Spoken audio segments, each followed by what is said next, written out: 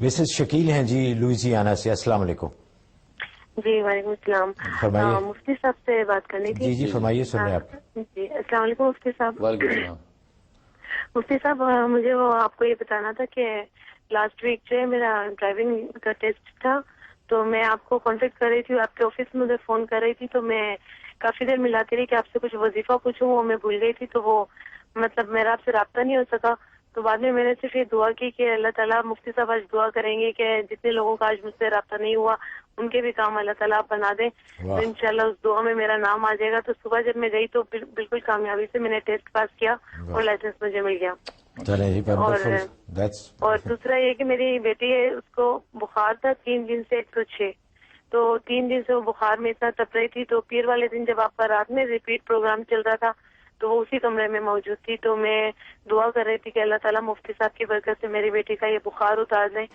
تو اسی وقت میں کچن تک جب گئی ہوں, تھرمامیٹر لے کے واپس آئی ہوں تو اس کا بخار 98 تھا. میں نے 2-3 مرتبہ اس کو تھوڑے تھوڑے وقت سے چیک کیا, اللہ کا شکر ہے اس کے بعد وہ بالکل سنبھل گئی.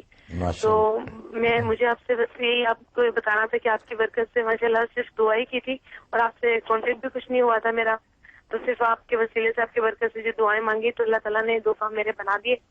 اور آپ کا بہت بہت شکریہ ادا کرنا تھا, اور یہ ریکویسٹ کرنی تھی مفتی صاحب, میرے بچے بہت حسد کا اور نظر کا شکار ہوتے ہیں, تو آپ پلیز تو ان کو ہمیں پوری فیملی کو, کاروبار کو, گھر کو, بچوں کو ضرور دعا میں یاد رکھیں.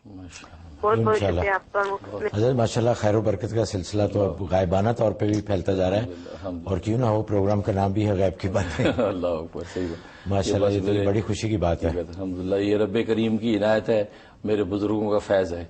باقی میں تو اپنی ذات میں کیا ہوں میں خود ہی جانتا ہوں. صاحب البیتی ادرا بما فیہ, یہ میرے بزرگوں کی برکت ہے, اللہ کے لطف و کرم ہے. تو ماشاءاللہ آپ کو جو یہ شفا ہوئی تو میں انشاءاللہ بہت شکر گزار ہوں اللہ تعالیٰ کا. اور آپ اپنے بچوں کی نظر بد سے بچانے کے لیے سورۃ قلم کی آخری 2 آیتیں, یہ آخری 2 آیتیں 7 مرتبہ روزانہ بچوں پہ پڑھ کے پھونک دیا کریں. انشاءاللہ ہر طرح کی حسد نظر سے وہ بچیں گے, اور اللہ تعالیٰ آپ کو برکت دے. اور جیسا آپ حسن ظن رکھ رہی ہیں اللہ تعالیٰ واقعی مجھے ایسا بنا دے, میں اس کے لیے دعا کروں. آمین. اظہر صاحب